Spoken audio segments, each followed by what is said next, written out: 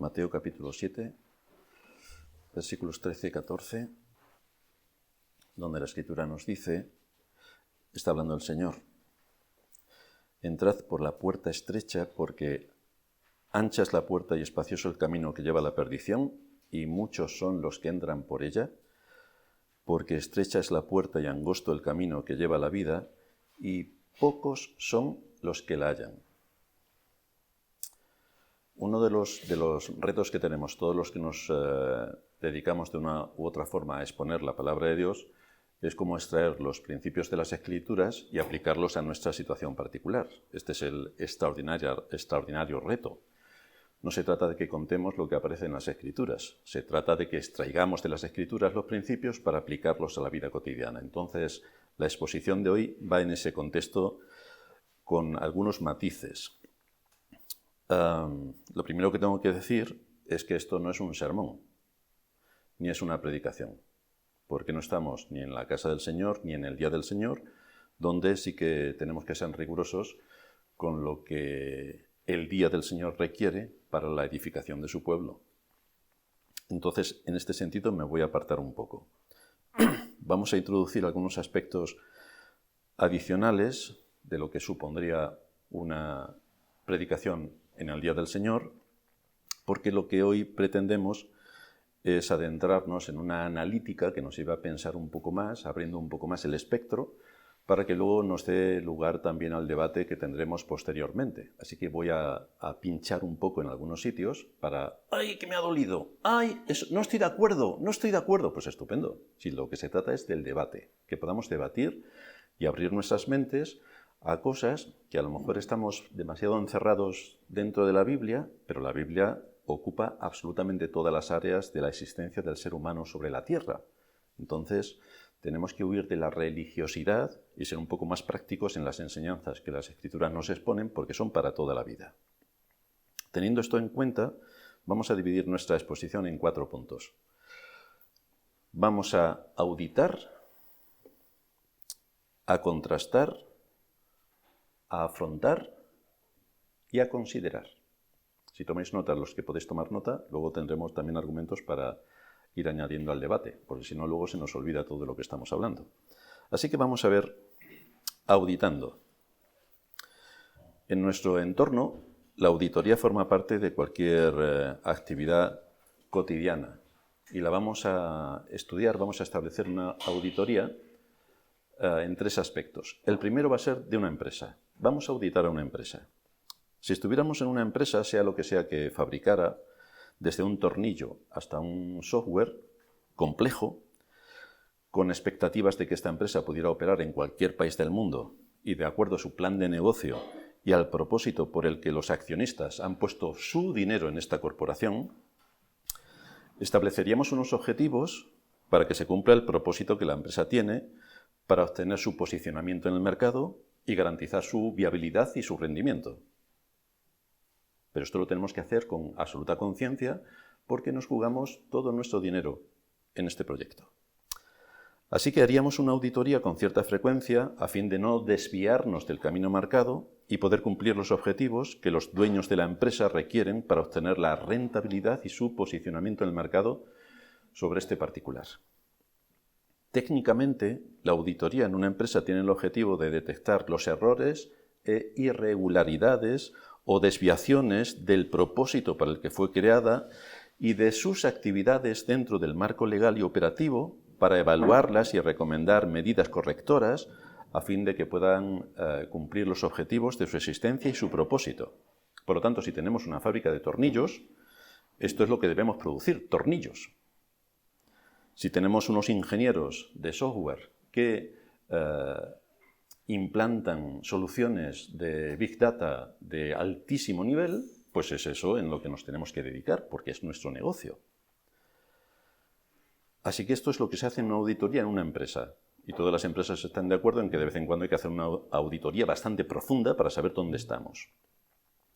En segundo lugar, vamos a ver la sociedad. Vamos a hacer una auditoría de la sociedad. Y vamos a analizar con rigor qué es lo que hay en nuestra sociedad.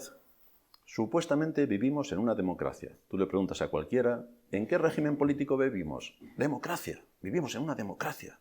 Se le llena a la gente la boca de democracia, los políticos casi babean con la democracia, pero vamos a ver si el marco jurídico que nos permite vivir en libertad, que se llama democracia, corresponde a la democracia que nosotros tenemos. Características de la democracia. Respeto por los derechos humanos. Libertad individual. Distribución del poder en diferentes actores sociales. Sufragio universal, libre y secreto. Libertad de prensa y opinión. Igualdad ante la ley y limitación del poder de los gobernantes. Esto entre otras muchas características que debería tener una democracia. Así que vamos a ver. Respeto por los derechos humanos. Que le digan a los 100.000 bebés que han sido descuartizados en el seno materno este último año en España si hay derechos humanos. Esos son derechos humanos. Que se lo digan a los 100.000 bebés descuartizados. O que se lo digan a todos los que van a sucumbir a la espantosa ley de eutanasia. Que le digan si hay derechos humanos. Pero vivimos en libertad. Los derechos humanos están garantizados. ¿Están garantizados para quién? Libertad individual. Bueno, pues hemos podido ver todo tipo de amenazas y multas para impedir el movimiento por el territorio nacional, con cierre de empresas y confinamientos que luego se declaró que eran ilegales. Pero claro, hermanos, el gobierno ha puesto todo su capital para revertir esa situación y darle a las empresas todo lo que han perdido. Y los que han perdido su trabajo, su negocio, y se han quedado en la ruina, el gobierno les ha cubierto de todo tipo de honores y de recursos para que vuelvan a la situación inicial. Menos mal que hay libertad. Menos mal que hay libertad. Distribución del poder. Todavía no llego a alcanzar cuál es la diferencia entre el poder ejecutivo, legislativo y judicial en nuestro país. Porque esto cuando los puritanos llegaron a Estados Unidos, conociendo como conocían, de acuerdo a la enseñanza de la Escritura, cuál es el mal que hay en el ser humano, establecieron los 3 poderes para que uno se vigilase al otro y que no hubiera desmanes. Gracias al Evangelio aplicado a la vida, esto fue implantado.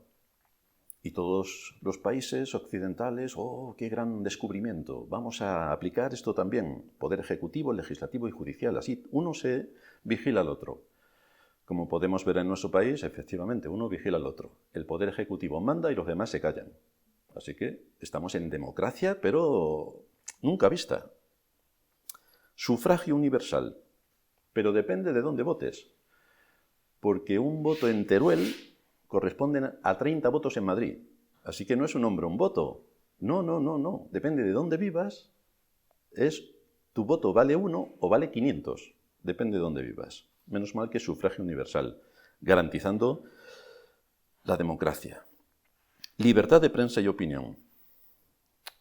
Es bastante sorprendente que todos los medios hablen exactamente de lo mismo y todos estén de acuerdo. Pero esto ocurre en una dictadura. En una dictadura, hombre, es que si no estoy de acuerdo con el dictador me corta la cabeza. Menos mal que vivimos en democracia y eso no podría ocurrir. Pero ¿cómo es posible que todos los medios estén de acuerdo? O sea, se podrían ahorrar los salarios de todos los canales de televisión y dejarlo en uno solo porque todos dicen lo mismo. Fijaos el ahorro considerable en salarios que eso supondría. Pero hablamos todos de lo mismo. En cuanto a la opinión, por supuesto que eres libre de pensar lo que piensa el poder. Por ejemplo, los movimientos pro vida que le den un folleto a una mujer que vaya a entrar en un abortorio, solamente con que le quieran dar un folleto, tienen 1 año de cárcel. Menos mal que hay libertad de expresión. Ahora, ¿tú puedes blasfemar contra Dios y decir de todo contra la Iglesia? Eso es libertad de expresión. Pero darle un folleto a una mujer que va a abortar es 1 año de cárcel. Libertad de expresión. Igualdad ante la ley. Bueno, como todos sabéis, todos somos iguales ante la ley. Todos nosotros. Ahora, si subimos de nuestro estamento, todos los políticos son iguales ante la ley. Porque ellos son los que ponen los jueces. Imaginaos la libertad que tiene el juez para juzgar a un político. Mañana quizá, hoy no. Limitación del poder de los gobernantes. ¿Por alguna casualidad a los que ostentan un alto poder les interesa la democracia y que sean los ciudadanos los que regulen su sistema político eligiendo a sus gobernantes? ¿Por alguna razón a los realmente poderosos, que están por encima de los gobiernos, les interesa que tu voto cambie un gobierno y les tire abajo toda su estrategia de negocio? ¿Vosotros creéis que eso es normal? O sea, si vosotros estuvierais en un ámbito de poder por encima de los gobiernos, ¿permitiríais que los ciudadanos de a pie, que son todos borregos, como todo el mundo sabe, limitaran o cambiaran gobiernos y fueran todos prosperando hacia el bien? Porque lo que vemos generalmente en todos los gobiernos occidentales y muchos no occidentales es que todos tienen una patología para el robo y para saquear al ciudadano. Cualquier mente normal cambiaría este tipo de gobiernos por otro natural, que hiciera bien a los ciudadanos, pero esto no ocurre. A todo esto, aparte de todo esto, que es democracia, como todo el mundo sabe, le sumamos que hay un gran esfuerzo por eliminar la identidad del ser humano. Eliminar la identidad. Y esto se logra introduciendo en los sistemas educativos la ideología de género en nuestra época y las ideologías sectarias de la izquierda en épocas pasadas. Todo con un propósito: que las nuevas generaciones no tengan identidad, que no tengan identidad, que no haya principios, que no tengan ideales. Y entonces la conciencia está preparada para ser sumisa a todos los engaños que desde el poder, muy superior a los gobiernos, imponen. En este contexto donde te han quitado tu identidad, ¿por qué verdad vas a luchar si no tienes identidad? Cuando tú tienes identidad y perteneces a un grupo que está fuertemente arraigado y tiene convicciones, tú luchas por esas convicciones a muerte. Pero ¿hoy por qué vas a luchar? Si te han raído tu identidad de absolutamente todos los ámbitos en los que tu conciencia podría tener algún tipo de sensibilidad. Por ejemplo, esto es un ejemplo, que nadie se lo tome a mal y piense, está hablando de mí. Los que llevan el pelo cortado como los indios. Menos mal que aquí no hay ninguno. Es lo que deberían hacer si fueran indios. Claro que sí.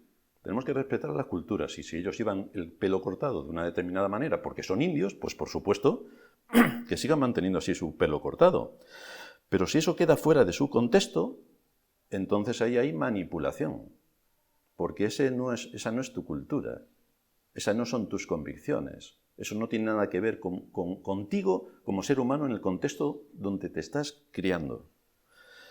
Pero igual ocurre con los tatuajes. Si fuéramos vikingos, estaría genial. Todo tatuado hasta las orejas.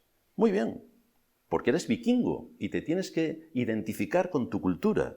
Porque en la cultura vikinga, según lo que sale en las películas, se tatúan hasta las orejas, la lengua, todo tatuado. Y se dejan el pelo ahí cortado, también tipo indios, pero claro, es que eran salvajes. No podemos esperar otra cosa. Lo que no podemos esperar es que alguien civilizado, 2000 años de civilización, le sirva para vivir igual que los indios hace 4000. Entonces eso sí que nos choca bastante, y a la conclusión que rápidamente uno puede llegar es que se quiere eliminar la identidad. La identidad que hace prevalecer la cultura, que hace prevalecer las convicciones, que hace prevalecer los principios. Si tú quitas la identidad del ser humano, adiós cultura, adiós principios, adiós absolutamente todo. Te has quedado sin nada, vacío. Y en ese vacío llega el poder para imponer su ideología. Porque ya estás sumiso. Te ha quitado todo lo que podía ser de utilidad en ti. Te ha quitado tu conciencia. Por lo tanto, es un terreno abonado para su abuso. Pero nos vamos a la Iglesia en tercer lugar. Vamos a hacer una auditoría a la Iglesia. ¿Tiene la Iglesia alguna identidad por la que pueda ser reconocida de acuerdo al papel que la Escritura le asigna, aparte del rótulo de la entrada? ¿Hay alguna identidad? ¿Hay algo que la identifique como Iglesia, aparte del rótulo? ¿Está la Iglesia dispuesta para defender sus distintivos cristianos? Claro que para defender los distintivos cristianos tenías que saber que eres una Iglesia. El problema es que el 99% no saben que son una Iglesia. Se llaman Iglesia, pero ¿esto corresponde a la auditoría que desde la Escritura se podía hacer para una Iglesia? ¿Sabe la Iglesia cuáles son sus valores, su visión y su misión? Esto es lo que aparece en todas las empresas. Nuestros valores, misión y visión y misión. Esto que aparece en las empresas multinacionales, para definir qué es lo que son y qué es lo que quieren, la Iglesia está yendo conforme va la moda de este mundo. Dependiendo de cómo va, pues así vamos nosotros también. ¿Que hay pastoras? Pues ponemos pastoras. ¿Que hay pastoros? Pues ponemos pastoros. ¿Que hay no sé qué? Pues lo que sea, no es ningún problema. Así que si hiciéramos una auditoría de acuerdo a la legislación vigente en una iglesia que corresponde a las Sagradas Escrituras, ¿pasaría la iglesia la auditoría para ser presentada ante su propietario con el cumplimiento estricto de los protocolos legales y sus objetivos que están muy bien definidos para su papel en este mundo? ¿Pasaría una iglesia a la auditoría? Lo primero que hay que destacar es que para cumplir con la legalidad, la iglesia debería conocer la legalidad. ¿Pero conoce la iglesia los 10 mandamientos? ¿Conocen en la mayoría de la cristiandad los 10 mandamientos? ¿Podrían enumerarlos? Porque si no pueden enumerar la legalidad, ¿cómo van a vivir de acuerdo a la palabra de Dios si no conocen lo que la palabra de Dios dice respecto a la ley? Es decir, nosotros vivimos en un país y debemos ser conocedores de la ley. Debemos saber que cuando salimos a la carretera, circulamos por la derecha, que cuando el semáforo se pone en rojo tenemos que parar. Tenemos ciertas normas que es de obligado cumplimiento que todo el mundo lo sepa. El asunto es, ¿la Iglesia sabe cuáles son las normas básicas por las cuales se debe dirigir y cuáles son los límites a los que debe llegar? El resultado es que la ley que rige el reino de Cristo, al que todos dicen pertenecer, no lo conoce casi nadie. Pues vaya nivel que tenemos aquí. Esto supone que quien marca lo que está bien o está mal es la cultura. En nuestra cultura está mal visto, bueno, hace 100 años estaba mal visto a los guays. Pues entonces, claro, estaban mal visto a los guays. Hoy se ve muy bien a los guays. Pues la iglesia, ¿qué hace? Bueno, pues los guays también. Vamos a hacer una iglesia de guays, y todos super guays. Así que estamos. El asunto es que el plan de Satanás no es que desaparezca la iglesia, no, porque ya tiene la palabra firme de Dios que ni el Seol podrá acabar con ella. Entonces, ahí se encuentra con un poder muy superior a él contra el que no puede hacer absolutamente nada. Su actividad se centra más bien en distorsionar la verdad para que la iglesia sea engañada. Y como resultado de esto, como ocurre en nuestros días, que el buenismo se apodere de la iglesia. El buenismo. Ya no somos cristianos, somos buenistas. Y entonces sucumbimos ante todo tipo de tropelías, blasfemias, todo lo que se haga contra el nombre de Dios, contra la palabra de Dios, contra la iglesia. Bueno, es que hay que ser tolerantes. Pero hombre, no podemos ser tolerantes con el mal. De la misma manera que cualquier empresa o cualquier país no podría ser tolerante con el mal. Pero en la iglesia sí. Hay que ser tolerantes con el mal, permisivos con absolutamente todo, porque y lo que nos amamos. Pero hermanos, hay principios del amor. Todos los principios del amor están basados en la ley. Por lo tanto, el amor se basa en la ley. La ley se resume en 2 artículos principales. Amarás a Dios sobre todas las cosas y a tu prójimo por a ti mismo. Pero es la ley la que nos marca, no es nuestro sentimiento y, por supuesto, no es el mundo en el que vivimos. En su libro titulado La fusión del nuevo calvinismo con el marxismo cultural, el autor, que se llama Guillermo de Lama, dice: los movimientos de izquierda tienen el propósito de destruir el cristianismo verdadero para poner en su lugar un cristianismo mundano, una religión pagana en la que sus miembros se sientan libres de hacer lo que les parezca. Pero esto es lo que le encontramos en la iglesia. Tú vas a una iglesia normal y le preguntas a 7 personas distintas qué creen, por ejemplo, acerca de la venida de Cristo y tienes 7 opiniones completamente distintas. Pero van a la misma iglesia. Pues no hay acuerdo en absolutamente nada. Solamente saben que supuestamente son cristianos, que la salvación, por supuesto, se pierde, y que van al cielo a lo mejor. Ni siquiera tienen la certeza de la salvación. Sigue diciendo, para conseguir este objetivo, la verdad debe desaparecer, y en su lugar debe imperar la casi verdad, es decir, la ideología sectaria de este mundo, porque el propósito es confundir lo santo con lo profano y mezclar valores humanos con valores divinos. Así, todo mezclado, parece que las cosas están bien, pero las cosas no están bien. Si todo está mezclado, no está bien. Nuestro segundo punto, contrastando. Vamos a contrastar. Hay algunos aspectos que nos sorprenden cuando hacemos una auditoría a la iglesia. Por ejemplo, veamos la música. La música. Bueno, esto es fantástico, la música en la iglesia. Todos cantan Desde luego, cuando pueden cantar y el poder político no se lo impone con silencio o les pone una mascarilla o les mete cualquier cosa en la boca para que no canten, pero cuando se puede cantar, ¿qué es lo que se canta? Hermanos, vamos a cantar un corito que yo aprendí cuando tenía 3 años. Y toda la iglesia cantando un corito. Qué bonito. Claro, la iglesia tiene ya 40 años de existencia y los miembros de la iglesia tienen 50 años para arriba. Y está toda la iglesia envuelta en cantar coritos de cuando yo tenía 3 años. Y luego cantamos otro de que el otro hermano cantaba cuando tenía 6 años. Y todo es infantilismo absoluto.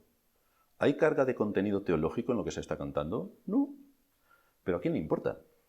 ¿Y lo bien que lo pasamos cantando coritos de cuando tenía 3 años? Claro que esto no es nuevo. Si nos fijamos en los programas de televisión, la infantilidad que presentan es sorprendente. Programas en máxima audiencia de saber cuántas letras componen una frase. Pero hombre, esto ya en primero de parvulitos lo aprendí. Y son los programas de máxima aceptación. Ahí van todos a ver, le falta una letra, le falta la A, le falta la S. ¿Pero cuántos años tienes? Que eres mayor que Caleb todavía. Y estás en todo esto introducido. La mente de la iglesia, y se ve solamente cuando los oyes cantar, está completamente infantilizada. Completamente infantilizada.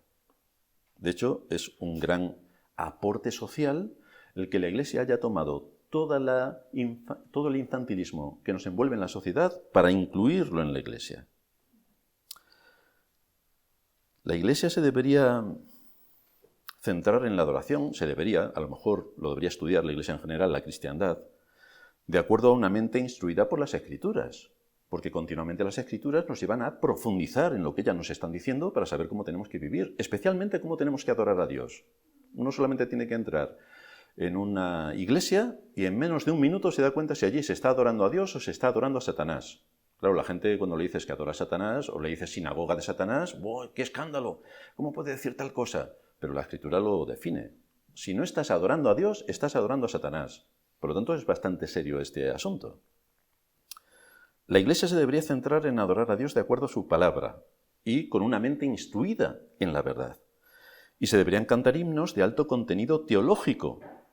Y el ejemplo lo tenemos en los salmos. Tú toma un salmo de los que cantaban en Israel y ves el contenido profundo y teológico que tienen los salmos. Y la iglesia va a tomar esos salmos o los principios que establecen los salmos para hacer himnos de alto contenido teológico que cuando nos ponemos en pie y alabamos a Dios realmente le estemos honrando con lo que estamos cantando y estemos entendiendo lo que estamos cantando como teniendo una mente instruida que adora a su Señor y Salvador. No, preferimos coritos. En las iglesias en general, quiero decir, en la cristiandad, coritos, si es posible nos ponemos con una guitarrita y también con bongoes o como se llamen para hacer más ruido y entonces hacemos ahí una mezcla estrafalaria de absolutamente todo, que curiosamente si uno estudia la Escritura está prohibido, pero ¿a quién le importa la Escritura una vez más? ¿A quién le importa la Escritura con lo bien que nos lo pasamos? Porque lo importante es mi experiencia, no es lo que Dios dice, es mi experiencia. Por contrapartida, ¿creéis que la música del mundo está hecha para niños de 6 años? ¿Creéis que la música del mundo está hecha para niños de 3 años?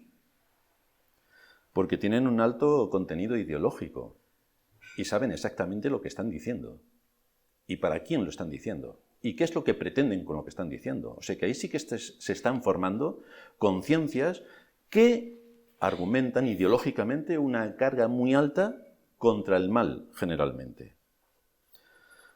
¿A alguien se le ha ocurrido investigar el contenido de muchas de esas canciones? Porque se sorprenderían de cómo en ellas aparecen o letras diabólicas o los videoclips tienen simbología satánica. Solamente hay que estudiar qué es lo que está apareciendo en todo ese contexto. Y entonces uno empieza a ver cómo ahí sí que se está transmitiendo un mensaje. En la iglesia no, en la iglesia nos dedicamos a los niñitos. Pero el mundo no se dedica a los niñitos. El mundo tiene otra estrategia que lo que pretende es fulminar a Dios de todos los ámbitos y crear un culto satánico. Esto en cuanto a la música. En cuanto a la adoración, la cristiandad piensa que vivimos en el mejor de los mundos. Nadie nos persigue. No tenemos a un soldado romano por aquí que venga corriendo con su espada y diga, ¡oh! O eres cristiano o blasfemas de ser cristiano, te mato. Claro, como no viene ningún soldado romano, pues estamos tan tranquilos. Algún día nos disfrazaremos, Martín, de soldados romanos a ver qué pasa. Así que la cristiandad vive en el mejor de los mundos. Todo es felicidad. Así que cuando adoran, siguen sin entender que deben traer sus sacrificios espirituales a la adoración, que es uno de los mandatos que establece la Escritura. Debemos venir con nuestros sacrificios espirituales para adorar a Dios. Pero, claro, la Iglesia piensa, si vamos al circo, en el circo no hace falta sacrificios espirituales, y efectivamente llevan razón. Como van al circo, no les hace falta sacrificios espirituales. Pero si uno tiene un poco de temor de Dios y está en una iglesia medianamente sana, sabe que tiene que llevar sus sacrificios espirituales. Pero, en el mundo en el que vivimos, cuando se disponen a adorar de verdad, que lo hacen, adoran de verdad y no a Dios, adoran de verdad, sí que llevan sus sacrificios, que no son precisamente espirituales, pero son sacrificios. De esto, evidentemente, hay una cortina gruesa para que no veamos lo que hay detrás. Pero existe. Si observamos lo que ha ocurrido a lo largo de los siglos, tanto en el Nuevo Mundo como en el Viejo Mundo, respecto a la adoración pagana, podemos observar que se ha llevado a cabo sacrificios humanos, empezando por Israel. Sacrificios humanos. Esto ha pasado en todas las culturas y a lo largo de toda la historia. Siempre. Por lo tanto, ¿alguien piensa que hoy no los hay? ¿Alguien piensa que hoy no los hay porque somos tan inteligentes nosotros, como todo el mundo puede ver?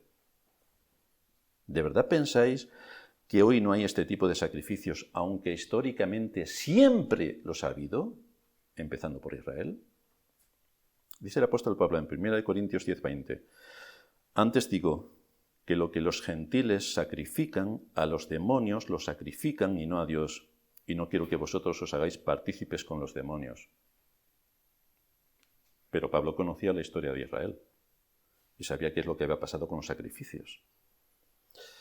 Un dato estadístico, porque claro, esto de hablar de sacrificios humanos en nuestros días, dice la gente, ¡guau! Esto está fantaseando. Fijaos, las fuerzas y cuerpos de seguridad del Estado registraron en España en el año 2021 un total de 22.285 denuncias por desaparición de personas. 22.285 personas desaparecidas.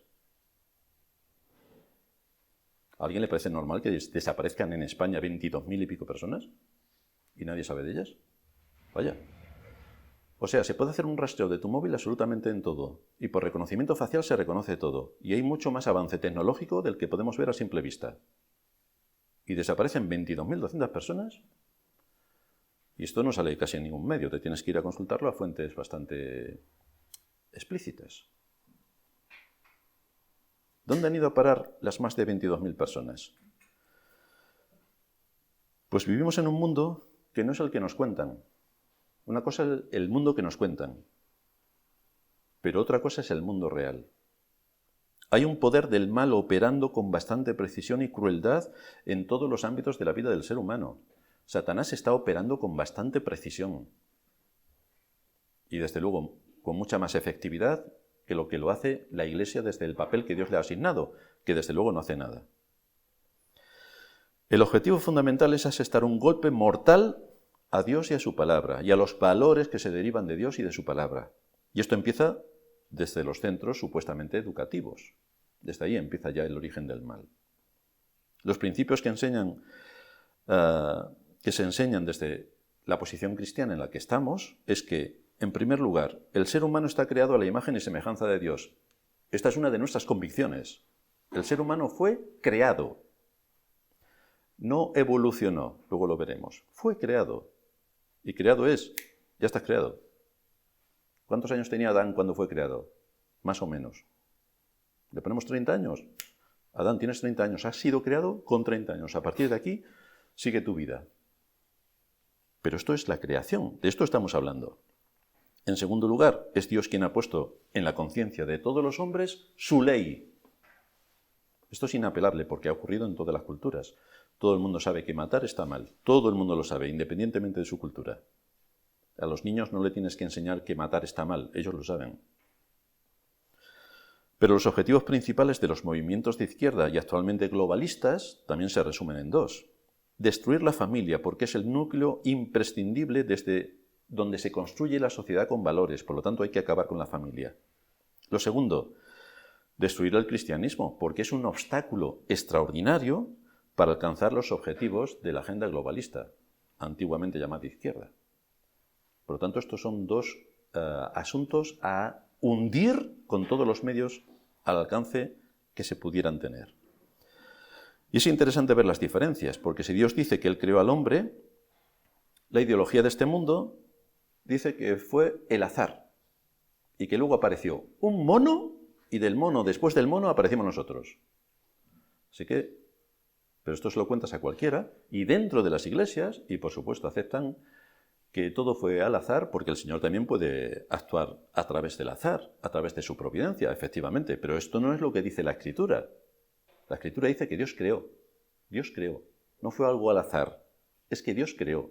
Bueno, pero a mí no me impide nada para mi fe, bla, bla, bla, bla, bla, bla, bla. Si te impide, porque la Escritura dice que Dios creó y tú dices que hay otra opción. Entonces la palabra de Dios para ti no vale. Si Dios es quien da la vida y la libertad, la ideología de este mundo promueve leyes para la muerte y la esclavitud, porque cuando te quita el sentido de la vida a ti, ya impone el suyo. Te quita tu identidad, impone la suya. Te quita tu libertad, impone la suya, que es esclavitud. Si Dios nos enseña a no hacer acepción de personas, la izquierda y la agenda globalista construye un relato para enfrentar a las personas. La mujer contra el hombre. ¡Qué malos son los hombres! ¡Deberían estar muertos! Porque como los hombres están muertos, ibas a saber tú dónde ibas a quedarte. La mujer contra el hombre. Los negros contra los blancos. Los homosexuales contra los heteros. Los inmigrantes contra los ciudadanos. Todos ellos son vistos como víctimas del machismo. Bueno, el machismo, el racismo y el fascismo. Así que como te pases un pelo en decir algo que a la gente no le gusta, eres un fascista. Ya lo sabéis. Los grandes ideólogos de todo esto, Marx y Engels, consideraban que el patriarcado en una familia, cuando digo patriarcado quiero decir me dan ganas de vomitar, el patriarcado en una familia era una opresión para la mujer. Y con esto estaban atacando el modelo que Dios había establecido para la familia, que son un padre, una madre y los niños. Esto en cualquier mente normal es lo que hay, y en todas las culturas. Pero ya no, porque ya estamos en el siglo XXI y somos muy avanzados. Entonces se impone una unión libre. Es tan libre que ni siquiera es un matrimonio entre un hombre y una mujer. No, pueden ser los dos del mismo sexo. Pronto veremos a un hombre con una vaca y a una mujer con un gallo. Pero bueno, puestos ya a decir tonterías, pues podemos imaginarnos lo que se nos ocurra. De esta manera se destruye la institución matrimonial y se acepta esta nueva unión como válida a nivel social, asignándole el mismo término, matrimonio. Pero matrimonio es la unión de un hombre y una mujer, establecido por las Escrituras. Entonces, ¿qué derecho tienen los que no creen en las Escrituras ni en Dios, profanan su nombre, blasfeman y atacan todo lo que tiene que ver con Dios, para que tomen un principio que está establecido en las Escrituras y también se lo asignen? Como los guays con el arco iris, pero no podéis inventaros algo vuestro y no quitarlo a los distintivos cristianos. Pues claro que no, lo que intentan es enturbiar y corromper absolutamente todo usando incluso la misma terminología. Así que bajo el nuevo contexto social que se impone, la mujer tiene que asumir también las funciones de cabeza en el hogar de la misma manera que el esposo, porque los dos salen a trabajar. Y si los dos salen a trabajar, pues evidentemente los dos mandan lo mismo, como todo el mundo sabe. Y lo que tenemos dentro del hogar es que la autoridad o se diluye o se anula. Por toda esta casuística, las mujeres acaban tomando posiciones de gobierno en la Iglesia, porque al final da igual que esté un hombre que una mujer, pero todo viene de la familia y de cómo la familia se ha corrompido en cuanto a los valores que Dios le ha dado, y por eso, ¿por qué las mujeres no pueden ser pastoras? Pues claro que pueden ser pastoras. La siguiente secuencia de esto es que al estar los padres ausentes del hogar a causa de sus trabajos, ¿Quién va a moldear las conciencias de los niños? Pues el mundo en el que vivimos, evidentemente. Si tú has desistido de tu responsabilidad, porque tienes que trabajar para darte... porque todo el mundo lo hace en general, pero tienes que trabajar. Una cosa es que uno trabaje por necesidad y otra cosa es que trabaje porque quiere una casa con 3 pisos. Entonces, dejas de cumplir con tu labor, que es formar la conciencia de tus hijos, y te dedicas a ingresar un salario más. Ahora, la conciencia de tus hijos está completamente absorbida por el sistema que nos envuelve. Ya no es en el hogar donde se enseñan los valores que deben regir sus conciencias, sino que esto ya lo aportan los sistemas educativos, que están precisamente preparados para esto. Por eso cuando ya estamos en el sistema educativo de nuestros días, vamos a dar una clase sobre ideología de género. Vamos a dar una clase sobre los guays, que son guays. Y tú, que tienes 4 añitos, a lo mejor eres guay. Intenta ser guay, a ver si te gusta. Pero esto hace unos años era corrupción de menores. Corrupción de menores. Hoy no. Hoy es libertad de expresión. Qué bonito. Qué bonito que mi hijo es guay. Y mi hija, no sé cómo se diría, wow, o algo así. Así que en vez de instruir al estudiante en las artes, las ciencias y las letras, se les instruye en la moral. Pero ¿cómo en un centro educativo, que es para adquirir conocimiento de materias como la física, la química, las matemáticas, se entrometen en la moral, que es algo exclusivo de la familia? Pues sí, porque la familia ya no existe. Hemos logrado que la familia se anule por completo. Así que allí les enseñan la moral de este mundo que está completamente pervertida. Vamos a ser guays desde los 4 años, porque podéis pensar y fijaos qué fantástico es ser guay. Así que la familia con valores y enseñanzas tradicionales, según lo define la izquierda, son los que originan el racismo. Sois racistas, porque es que no queréis mezclaros con el resto de la gente. Sois fascistas y por tanto hay que eliminaros. El cristianismo debe ser eliminado porque son racistas y fascistas, en el sentido de que llevan la contraria, si están en el lugar que les corresponde, llevan la contraria a lo que la ideología de este mundo quiere imponer. Para no ser acusados por parte de la sociedad, la Iglesia entonces tiene que adaptarse a todo tipo de componente social, para que no la acusen de racista o de fascista. Imaginaos si nos dicen fascistas a nosotros. ¿Quién podría cargar con algo así? Pero ¿por qué debería tener la Iglesia temor de estas acusaciones cuando uno de nuestros valores distintivos como cristianos es el que apunta el Señor por medio del profeta Isaías y luego el Señor recalca, cuando estuvo en este mundo, es que mi casa será llamada casa de oración para todos los pueblos? ¿Qué es la Iglesia? La suma de todos los hijos de Dios, de los 4 puntos cardinales de este mundo, que se unen para la adoración pública. En la adoración pública no hay blancos, ni negros, ni rojos, ni amarillos. Todos somos uno en Cristo. Esto es lo que enseña la Escritura. Entonces, ¿por qué debemos tener miedo de que nos digan que somos racistas o fascistas o cualquier otroísta, si nuestros principios establecen que el llamado de Dios a la salvación es universal y que Él tiene su pueblo entre los 4 términos de la tierra? ¿Por qué debemos tener temor de eso? Pero como la Iglesia quiere adaptarse al mundo y seguir sus modas sociales para que no la critiquen, pues entonces desiste de todo lo que son sus valores principales, porque en realidad no sabe ni qué es una iglesia. Por lo tanto, ¿por qué no se va a adaptar al mundo? Si la corriente del mundo en estos días viene por este lado, ¿y por qué no va a hacer como Israel?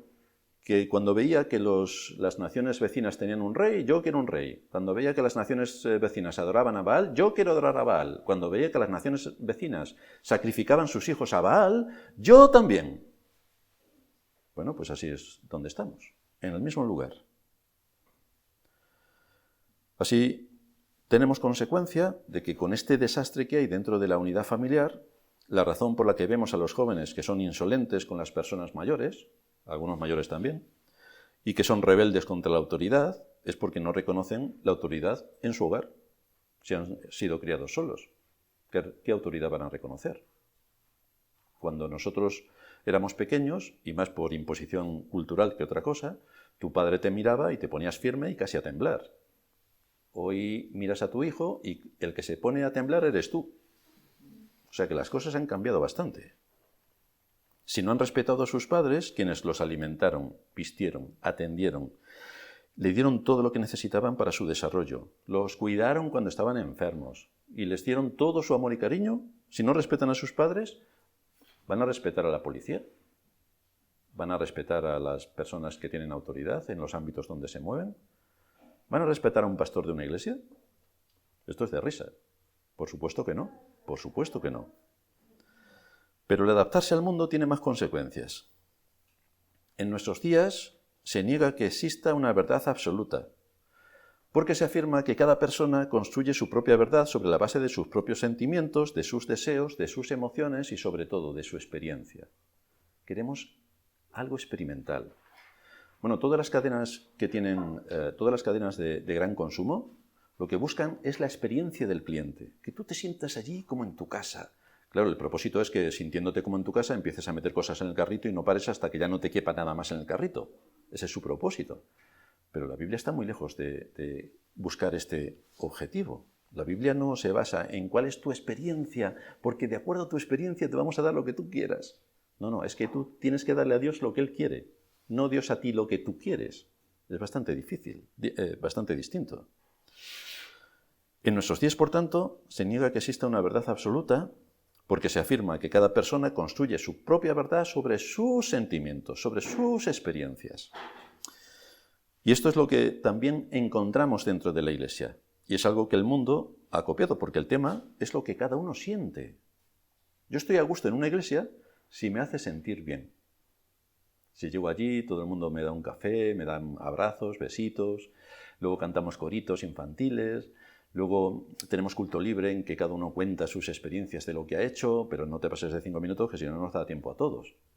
Así que todos están contentos, salimos de la iglesia, no imagináis cómo salimos de contentos. Y también si, a ver, la que toca el órgano, que lo toque con mucha marcha, que podamos saltar y brincar, y entonces ya salimos completamente desfogados.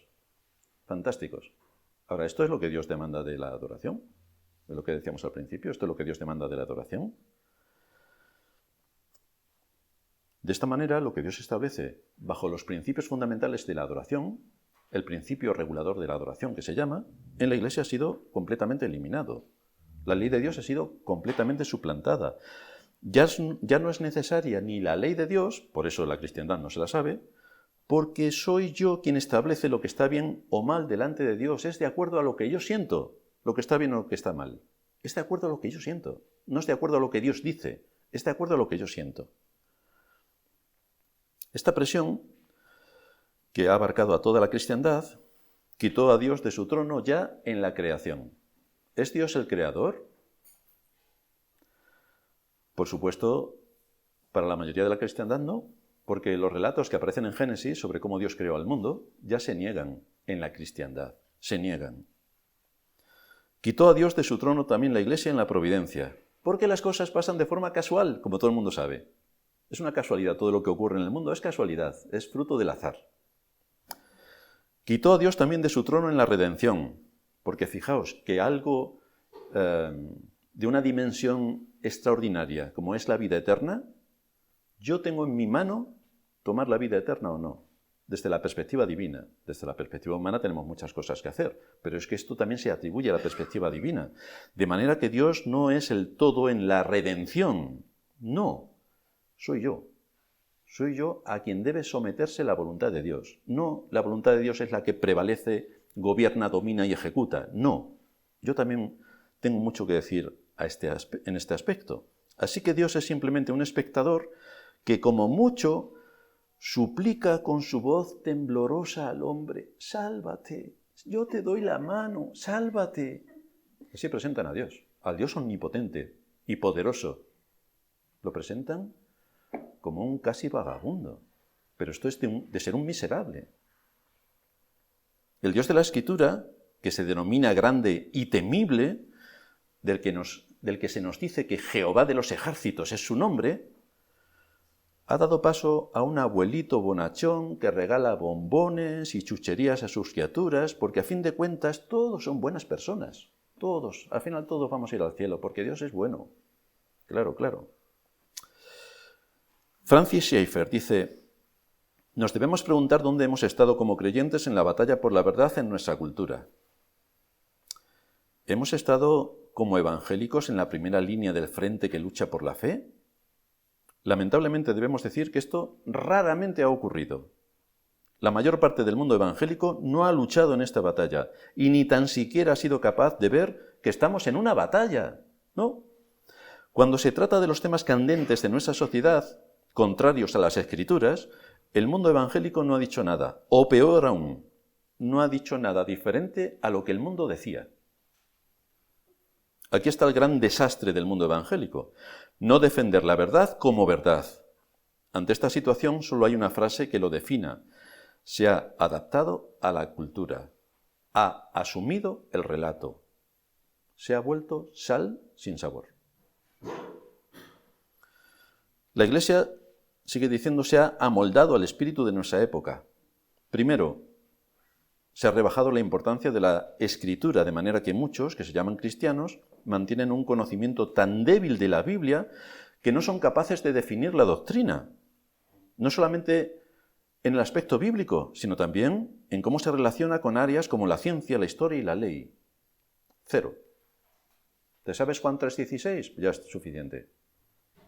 Es decir, ¿puede ser un ignorante superlativo? Por supuesto. Pues ya vemos lo que estaba diciendo Sorin en la introducción. Es que la ignorancia es un pecado. Es que tienes la responsabilidad de estudiar las Escrituras.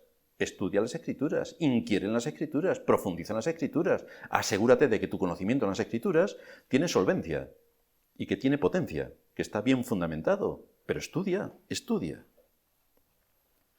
Por ejemplo, cuando la falsa ciencia presentó la teoría de la evolución, lo que hizo la Iglesia fue asumir esa realidad y creer que ha habido una evolución hasta que apareció el hombre. Esto es lo que ha creído la cristiandad. Pero la doctrina de la creación es fundamental, porque ahí entendemos que existe un creador. Dios es creador. De la nada trajo a la existencia todo lo que vemos. Por la fe entendemos haber sido constituido el universo por la palabra de Dios, de manera que lo que se ve fue hecho de lo que no se veía. Esto es lo que enseña la Escritura, y nosotros no vamos a discutir con Dios.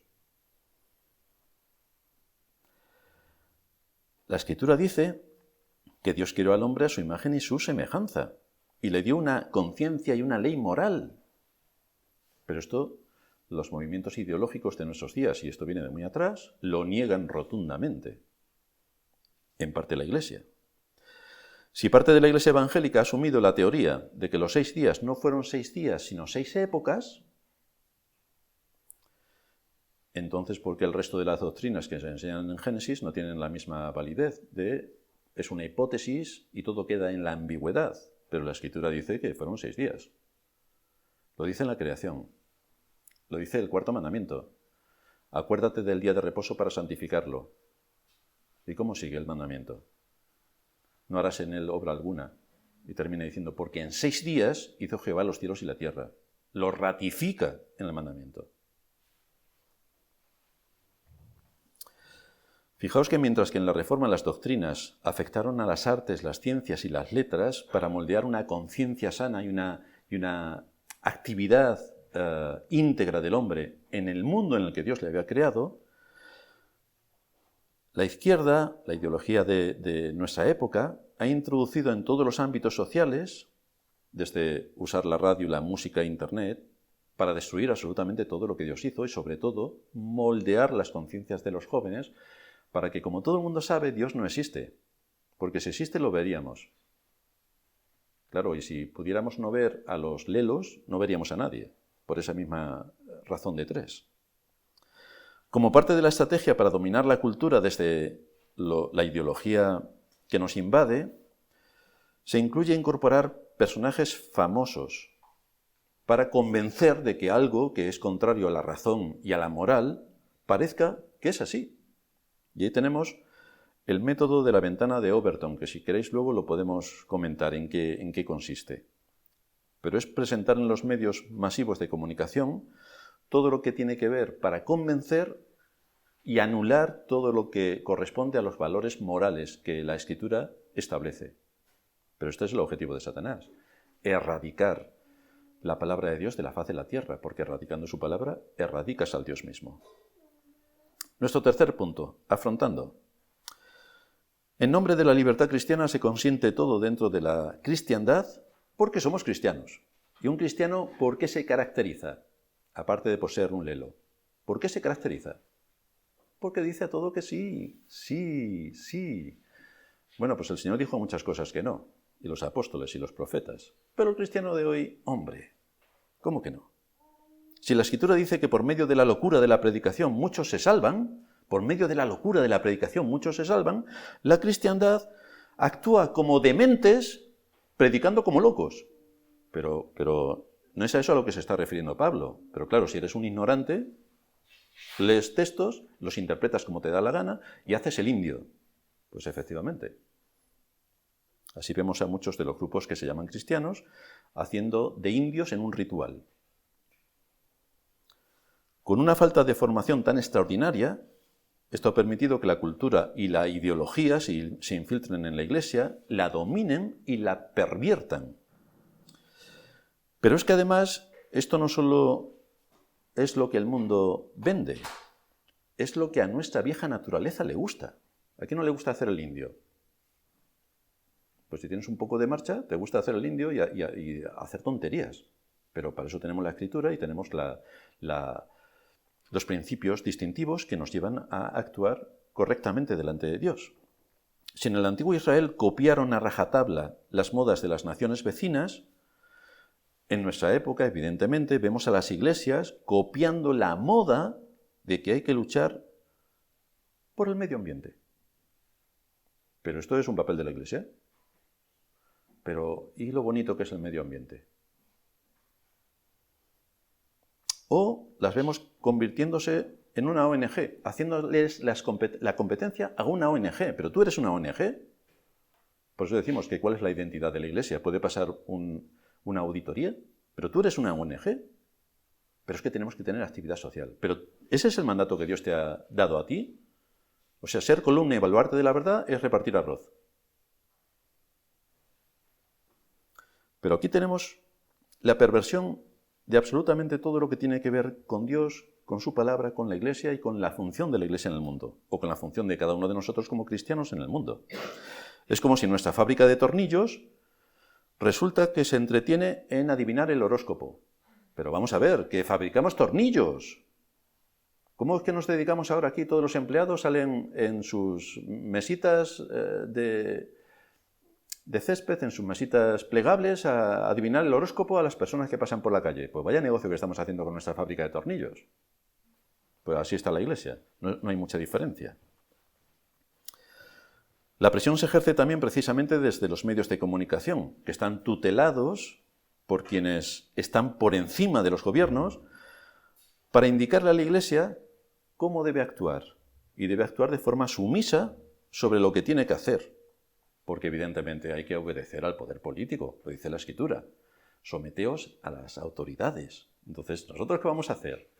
Si la autoridad nos dice salta, nosotros saltamos. Además, si nos lo ponen en una cajita rosa con 3 lacitos y nos da un regalito dentro, pues ¿qué vamos a hacer nosotros? Por supuesto que cogemos el regalo de estos políticos. Hay que ser políticamente correcto. Pero esto es un arma mortal. Esto es un arma mortal que lo utiliza como instrumento la izquierda para imponer comportamientos que deben ser aceptados socialmente. La derecha también va igual que la Iglesia nuestra. Quiero decir que la cristiandad, o sea, haciéndole sibuana a todo lo que viene de este tipo de ideologías. Pero esto es un instrumento del mal para destruir la moralidad, la sociedad, la familia y la Iglesia. Esta es su estrategia.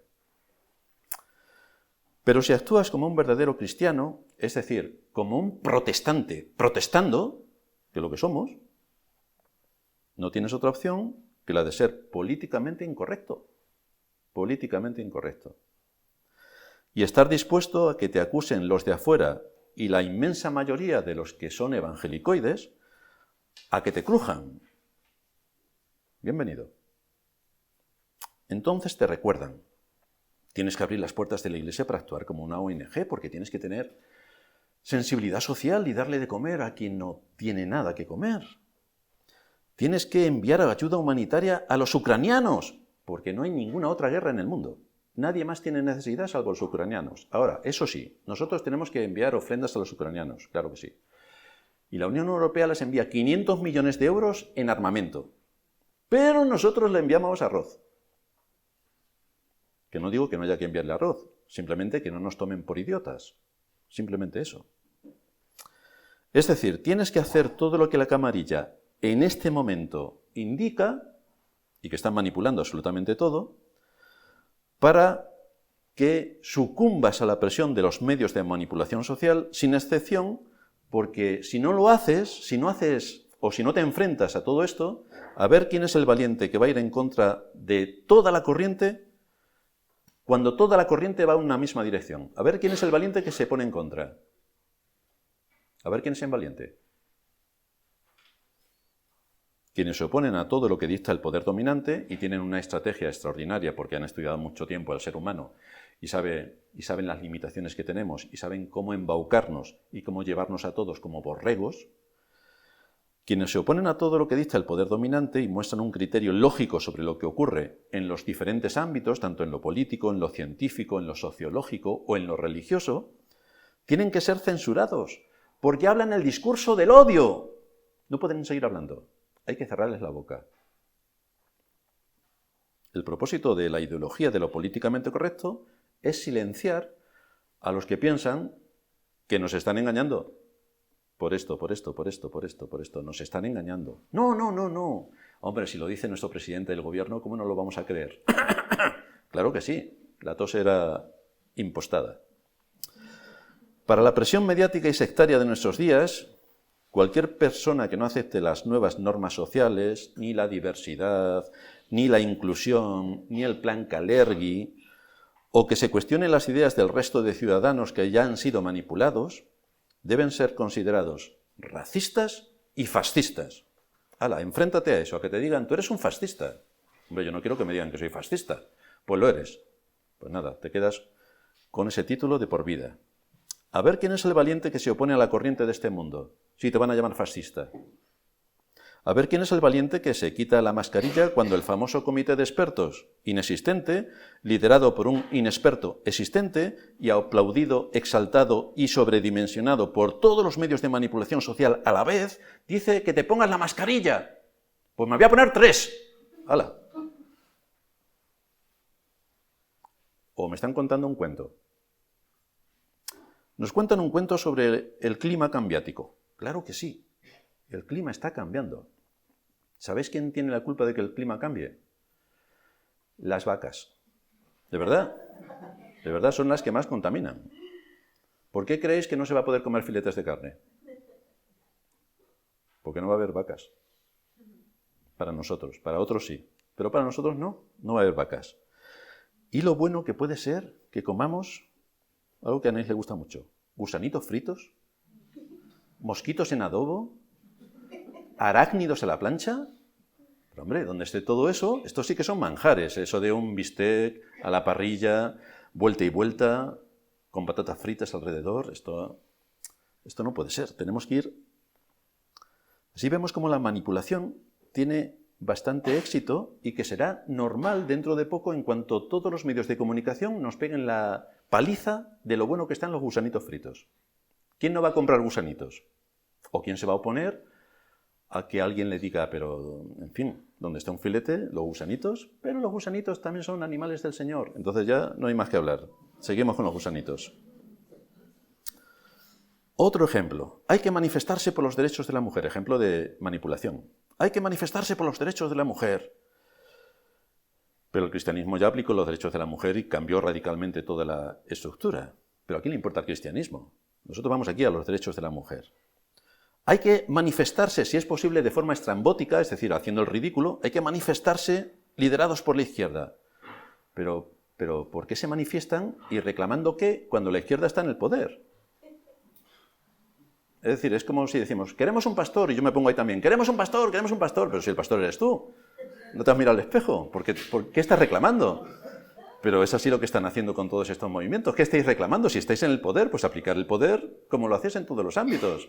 Pero fijaos a qué nivel de simpleza llega el ser humano que te están contando esto y se suman a las manifestaciones. Pero hombre, si los tenéis ahí, si están entre vosotros, que cambien lo que tengan que cambiar. No tienen poder para cambiarlo, ¿por qué no lo cambian? ¿O es que hay otras cosas detrás? Y llegamos a nuestro último punto, considerando. ¿Os habéis dado cuenta que la Escritura nos dice que el Señor nos envía como corderos en medio de lobos? Vaya, nos envía como corderos en medio de lobos. Pues esto no parece muy alentador, no parece muy alentador. Pero la cristiandad cree que todos los seres humanos, sin excepción, son corderitos. Estamos aquí en una manada de corderitos donde todos somos corderitos, decimos ve a la vez y estamos tan contentos porque podemos saltar de seto en seto, todo verde para nosotros, todo verde, disfrutando aquí del campo, qué bonito es todo. En fin, no sé si la cristiandad se ha parado a pensar un poco el mundo en el que vivimos, pero visto las veces que dicen ve y que todos somos hijos de Dios, creo que mucha Biblia no han leído. Pero ¿a quién le importa la Biblia a estas alturas? Sin embargo, es el mismo Señor quien dice que nos envía como corderos en medio de lobos. No dice, os envío como leones en medio de lobos, para que arraséis con todo el mal que hay en el mundo. No, no, no. Como corderos, como corderos.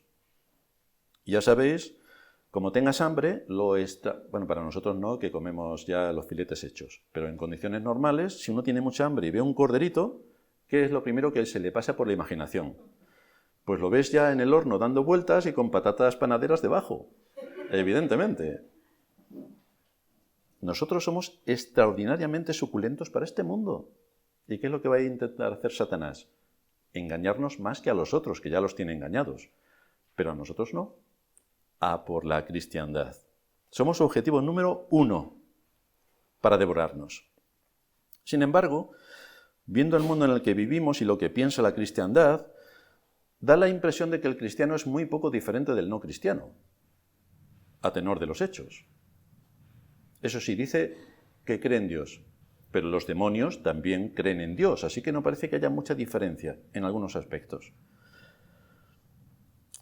No hay que pensar en la vida del cristiano como una vida estrecha. No, no, no, no, no. Aquí el cristiano vive igual que el no cristiano. Lo único es que uno dice que cree en Dios y otro dice que no cree en Dios. Pero aparte de eso, ¿cuál es la diferencia? Así que la cristiandad piensa exactamente lo que el mundo piensa. Piensa exactamente lo que el mundo piensa. Y desde luego no cuestiona lo que la ideología sectaria o el poder le imponen, sino que más bien mantiene el silencio. O bien lo proclama también, uniéndose al resto, o bien lo aplaude, pero si nos están engañando. Y lo bien que vivimos, sin enfrentarnos a nadie. Eso efectivamente es cierto. Pero el asunto es que todo lo que ocurre en este mundo es mentira. Todo lo que ocurre en este mundo es mentira. El Evangelio de Cristo se anuncia como una puerta estrecha. Esto es lo que estábamos leyendo en nuestra lectura. Es una puerta estrecha, la puerta. El camino viene después, pero es que el Señor dice que ya la puerta es estrecha. La puerta es estrecha. Y esto es desde el comienzo mismo de haber sido llamados por Dios a la salvación. La puerta, la puerta. Por lo que es absolutamente esencial que nos demos cuenta, como creyentes que hemos sido llamados a la salvación, que la puerta es estrecha. ¿Deberíamos luchar desde el lugar en el que la providencia nos ha puesto por la verdad o debemos ceder a la mentira y encoger los hombros y a mí qué más me da? Porque se nos dice, al comienzo mismo de nuestro llamamiento, que si queremos seguir a Cristo hay ciertas cosas que tenemos que dejar fuera. Eso es la puerta estrecha, no cabe nada más. Solo nosotros, nada más. No podemos llevar maletas. Y lo primero que debemos dejar fuera son las metas y objetivos del mundo. Todo lo que el mundo nos vende, que es bastante. Por eso el Señor dice, ancha es la puerta y espacioso el camino que lleva a la perdición, y muchos son los que entran por ella. Porque estrecha es la puerta y angosto el camino que lleva a la vida, y pocos son los que la hallan. Hay que comenzar dándose cuenta de que cuando Dios llama a la salvación a su pueblo, entonces te conviertes en algo excepcional. Porque, como ya hemos dicho 20 millones de veces, todos los seres humanos que pueblan el mundo no son hijos de Dios, son criaturas. Solamente son hijos de Dios aquellos a quienes Él salva. Así que a ti que te ha salvado eres algo excepcional y eres poco frecuente, porque creyentes en el mundo hay muy pocos, muy pocos. Elías suplicaba al Señor que se había quedado solo en Israel. En una población de más de 3 millones de habitantes, el Señor le dice, hay 7.000 que no han doblado sus rodillas. 7.000 entre 3 y pico millones de habitantes. Fijaos la dimensión. Poquísimos, poquísimos. Pues ahí estamos nosotros. Rompes cuando el Señor te llama, rompes con el mundo. Rompes con la inmensa mayoría de la gente porque ya no compartes absolutamente nada con ellos. ¿Qué vas a compartir con gente que solamente piensa en las cosas de este mundo y que te cuenta unas trolas que te dan ganas de llorar? Pero es importante que recordemos que cuando el Señor nos llama, nos aparta. Nos aparta por completo. Ya no participamos de los objetivos que ellos tienen, ni de las metas que tienen, ni de lo que quieren alcanzar. Ya para nosotros todo esto ya es basura. El cristianismo, por tanto, y el cristiano no es popular. Tú vete al entorno de tus amigos, amistades, vecinos y dices, yo soy cristiano. Y verás, si no te escupen, te pegan una patada en la espinilla o no quieren, o cuando te ven por la calle se cambian de acera. No en el sentido de lo otro, sino literal. Pero nosotros como cristianos no podemos ceder para ser políticamente correctos. El creyente debe analizarlo todo y debe recordar que la verdad es su estandarte, la verdad. Debe luchar por la verdad, pero en todos los ámbitos.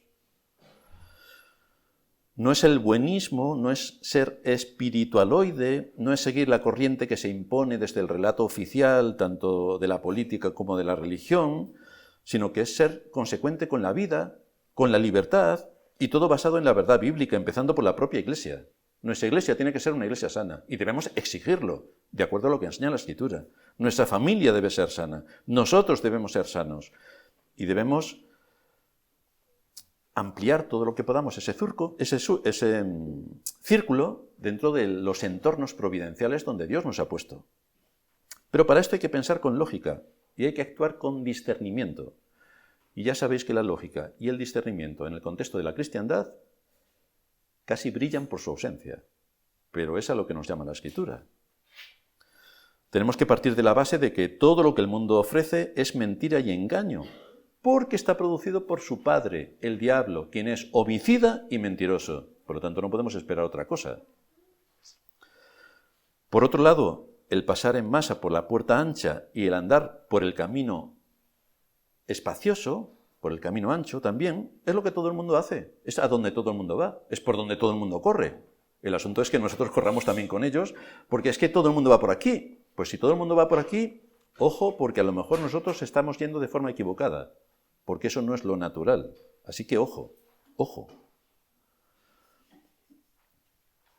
Fijaos que en la época de la Reforma, de la pre-Reforma, las indulgencias se vendían a miles, porque se pasaban, con unas simples monedas de oro, pasaban las almas de sus difuntos del purgatorio, que se lo inventaron, al cielo. Tú pon 5 monedas de oro y tu padre se va al cielo. Ah, que tienes también tu tío, tu abuela y tu hermano. Bueno, te voy a hacer un 3×2. Por 15 monedas pasan 4. Negocio seguro. Esta era la versión popular implantada por el régimen. Todos iban por ahí. ¿Quién podría decir que esto no era así y vamos a enfrentarnos al régimen? Pues hay que ser muy valiente para enfrentarse al régimen. Sobre todo porque en ese momento el Papa tenía un poder estratosférico y estaba respaldado por el emperador, que encima era español, o sea que tenía muy malas pulgas. Así que cuidado con meterse con la Iglesia. ¿O sí se podía uno meter con la Iglesia? Porque esto era una extraordinaria mentira que sometía a las conciencias y les daba esperanza de la vida eterna, cuando todo era mentira. Ahora, ¿quién pensaría que la propia Iglesia, que cuida tu alma, te podría engañar? ¿Quién lo pensaría?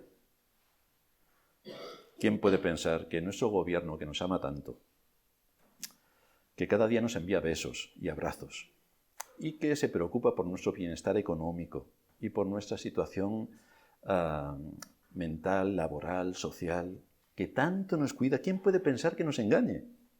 ¿A que no? Pues es lo mismo que pensaban en aquel tiempo. Ahí se levantó Lutero y el resto de reformadores con Calvino a la cabeza para enfrentarse a la corriente social imperante y tremendamente poderosa, y no fueron corriendo con ellos, no se unieron a ellos. Pero hay que ser valiente, hay que ser lógico, práctico y consecuente con la verdad para enfrentarse a el camino que todo el mundo lleva. Me queda como 1 hora y media más o menos. La puerta es estrecha y angosta. La puerta es estrecha y angosta.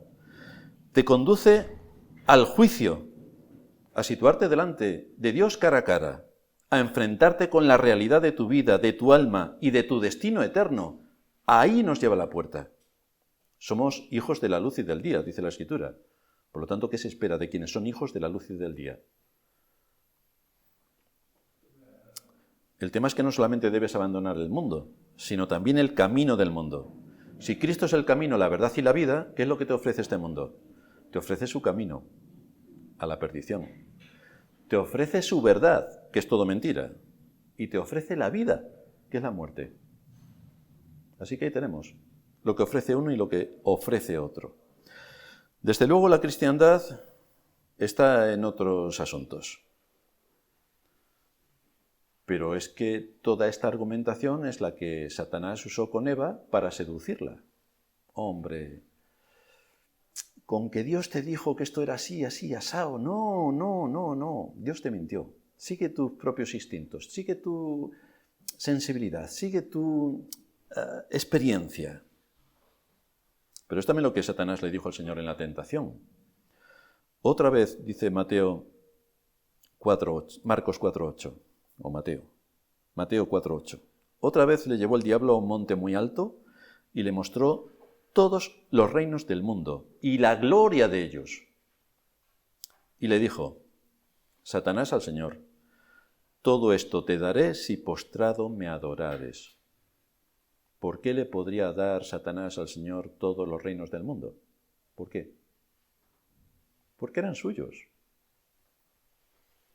Pero hoy la cristiandad cree que Satanás no está moviéndose por ningún sitio, que estamos tan contentos en este mundo, que vivimos tan felices, cuando Satanás se está ramplando con las conciencias, por supuesto con la Iglesia y por supuesto con Dios y su palabra.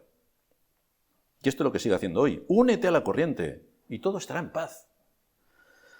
Obedece en tu casa a tus hijos y todo estará en paz.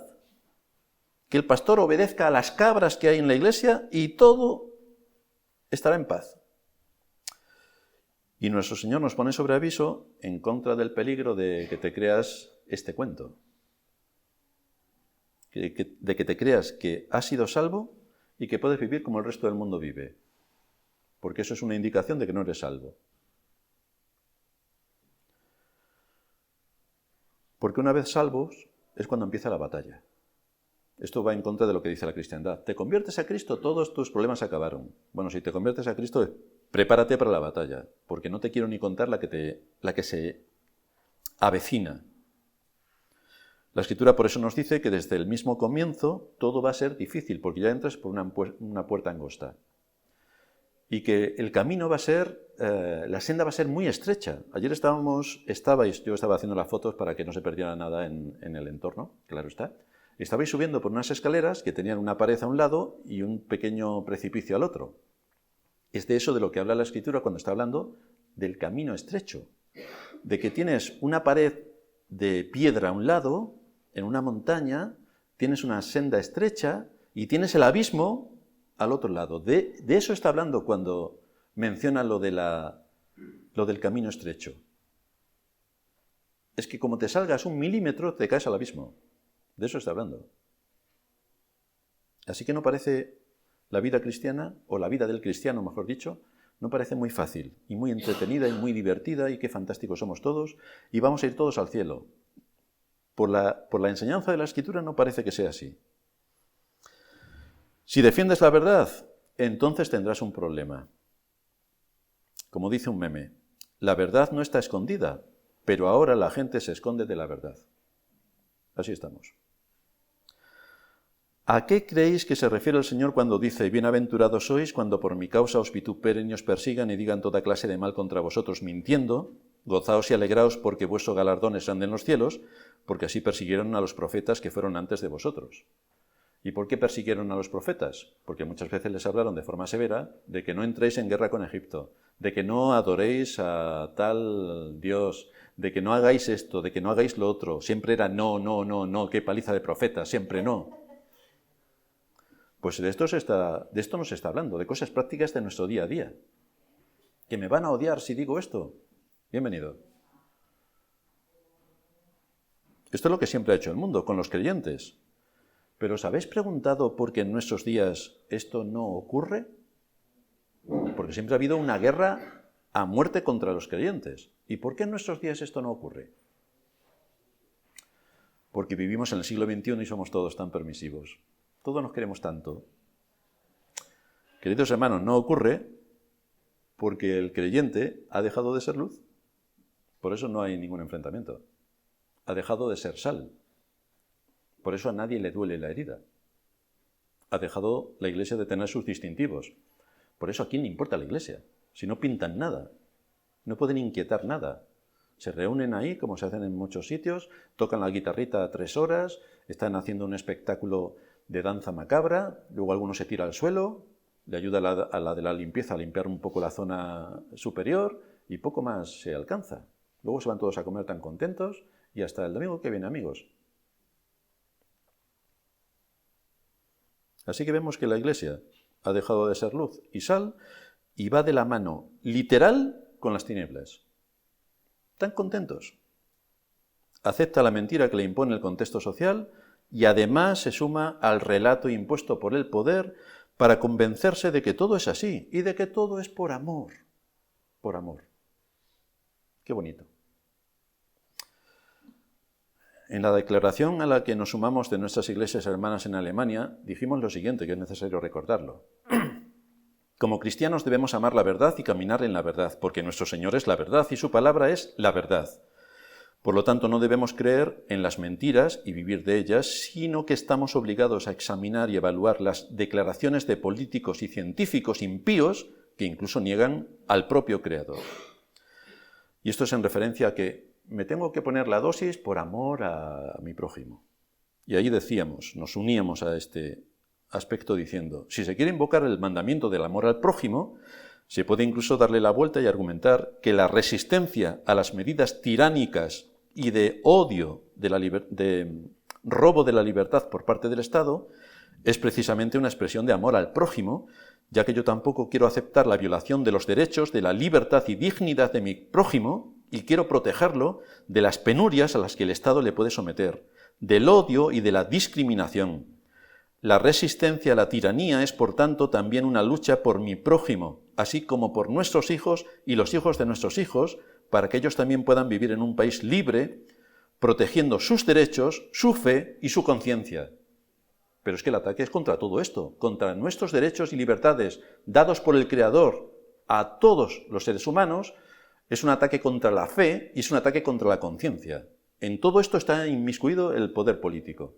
En siglos pasados era la Iglesia Católica, que tenía dominada la conciencia, y hoy es el poder político. Pero es el mismo perro con distinto collar. Pero la fe está igualmente amenazada. Antes se daban más cuenta del asunto. Hoy estamos completamente adormecidos para no darnos cuenta de cuál es el alcance a la que está llegando nuestra sociedad.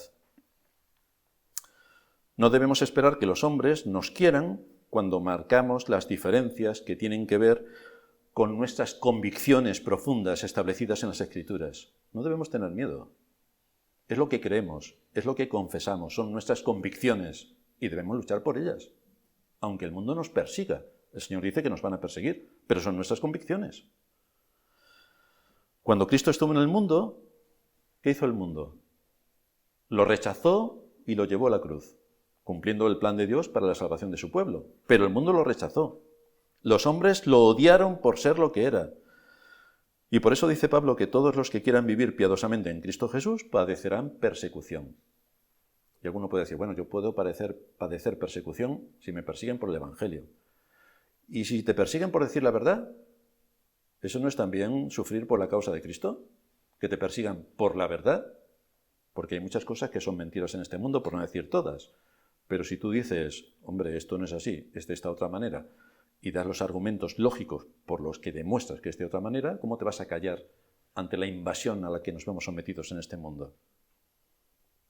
O por otra parte, ¿qué es vivir piadosamente? Pues es vivir de acuerdo a las normas y a las leyes del reino de los cielos. Y es luchar contra la mentira, contra el engaño y contra la impiedad. Contra todo eso. Pero ¿a quién le gusta ser perseguido por decir que los cuentos que nos cuentan son mentira? ¿A quién le gusta ser perseguido por esto? Pues no nos gusta que nos critiquen, ni que nos insulten. Claro que no nos gusta.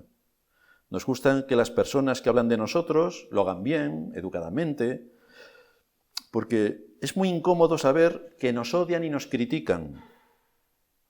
Pero es que esto hicieron con Cristo y con los profetas, a los que mataron a casi todos, los mismos de Israel, no los vecinos paganos, los mismos de Israel. ¿Y qué vamos a contar de los apóstoles? ¿A quién le gusta que por defender los distintivos cristianos que están profundamente establecidos en las Escrituras se nos diga desde la cristiandad que somos anticuados, cavernícolas, intransigentes, intolerantes, fascistas? ¿A quién le gusta que le digan todo eso? Pues que lo digan, pero que se enfrenten cara a cara para decirlo. El tema es que la puerta es estrecha y al entrar por ella debemos estar dispuestos al sufrimiento, porque la puerta es estrecha. Debemos estar dispuestos a la persecución, porque la puerta es estrecha. Debemos defender la verdad. Cristo nos dijo que no había venido a traer paz sino espada. Vaya, esto sí que en muchas iglesias tampoco se predica. ¿Cómo que Cristo vino a traer la espada? Sí, porque vino para enfrentar o para dividir a la madre con la hija, al padre con el hijo, y los enemigos del hombre serán los de su propia casa. Pues efectivamente, bienvenido. Así que no solamente tenemos una puerta estrecha, sino que también tenemos un camino estrecho. La vida del cristiano es difícil desde que es llamado por Dios a la salvación, y así va a ser hasta su último suspiro, porque estamos en una batalla de la fe, en una batalla por la conciencia, en una batalla por la libertad, en una batalla por mantener los distintivos cristianos. El Evangelio es el que presenta ante los hombres la vida como un todo. Todo está invadido por la palabra de Dios y por los principios de la Escritura. No hay absolutamente ningún área de la vida que quede fuera. Todo se engloba dentro de la Escritura. Y debemos tener mucho cuidado, sobre todo los que predicamos el Evangelio, para no llamar a la gente, porque si te conviertes todo te irá bien en tu vida. Sin advertir que entrar en esta vida, la que nos lleva a la salvación, empieza por una puerta estrecha. Y entonces hay muchas cosas que dejar. Y sigue con un camino angosto, que todavía es más difícil. La Biblia nos expone claramente que Cristo vino a liberarnos de las garras de Satanás y a llevarnos a la vida eterna. Pero esto está en el conglomerado de todo lo que envuelve a la vida del hombre en este mundo. Y este es el mensaje central. Y el mensaje central de la salvación tiene implicaciones, porque aunque Él vino a redimir a su pueblo de sus pecados, y esto es realmente extraordinario, porque no nos lo podríamos haber ni imaginado que siendo lo que somos, Dios tuviese misericordia de nosotros y nos llamase a la salvación y nos diese a Cristo que murió en nuestro lugar. Esto es el mensaje central y la columna vertebral del Evangelio. Luego tiene aristas, y la aristas es: sin santidad nadie verá al Señor. Pero yo soy salvo, sin santidad nadie verá al Señor. Así que luego hay muchos factores en nuestra vida que determinan y que definen cuál es nuestra posición respecto al Evangelio, cuál es nuestra posición respecto al hecho de que Cristo nos ha salvado. ¿Eso qué consecuencias tiene en la vida en la que yo me desarrollo y me desenvuelvo? Cristo ha venido para hacernos también más santos por medio de la enseñanza de su palabra. Ha venido para purificar para sí un pueblo propio, celoso de buenas obras. Y las buenas obras tienen que ir en consonancia con su santidad, con su verdad, con su justicia y con su palabra. De manera que somos exhortados a inquirir en la palabra de Dios y tomar todo el alimento que allí se muestra para nosotros. Tenemos la responsabilidad de ir a una iglesia sana donde los pastores nos enseñen con ciencia y con inteligencia, que nos abran la mente, que abran las escrituras y que seamos expuestos a la palabra de Dios, porque es la única manera de honrar su nombre y ser guiados a toda verdad. Vamos a terminar en oración. Padre nuestro, gracias te damos por exponernos los grandes peligros que se ciernen sobre el mundo y las amenazas extraordinarias en las que tu pueblo se ve inmerso. Ya que nos has puesto como ovejas en medio de lobos, te suplicamos que nos des el conocimiento de tu palabra para tener las herramientas y las armas preparadas para la batalla que continuamente está a nuestro alrededor.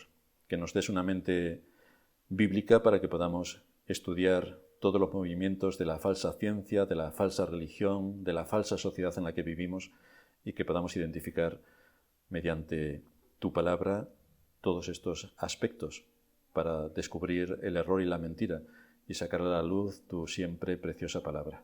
En Cristo Jesús te damos las gracias por todo esto. Amén.